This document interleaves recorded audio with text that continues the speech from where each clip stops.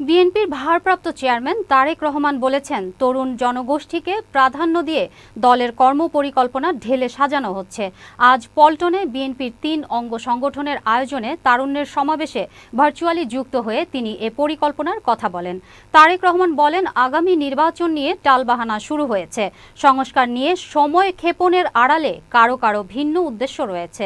তবে আগামী ডিসেম্বরের মধ্যেই জাতীয় নির্বাচন হতে হবে। নির্বাচনের প্রস্তুতি নিতে নেতাকর্মীদের নির্দেশনা দিয়ে তিনি বলেন, ডিসেম্বরের মধ্যে নির্বাচন করতে তরুণ ও নেতাকর্মীদের প্রস্তুতি নিতে হবে, যারা তাদের প্রতিনিধি নির্বাচিত করবে। এর জন্য জনগণের মন জয় করতে নেতাকর্মীদের আহ্বান জানান তিনি।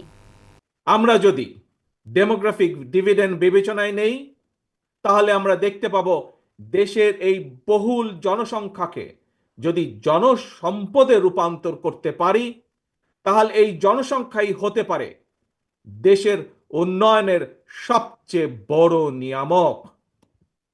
এবং তাই দেশের কর্মক্ষম জনসংখ্যাকে জনসম্পদে রূপান্তর করতে আমরা অগ্রাধিকার নির্ধারণ করেছি কয়েকটি।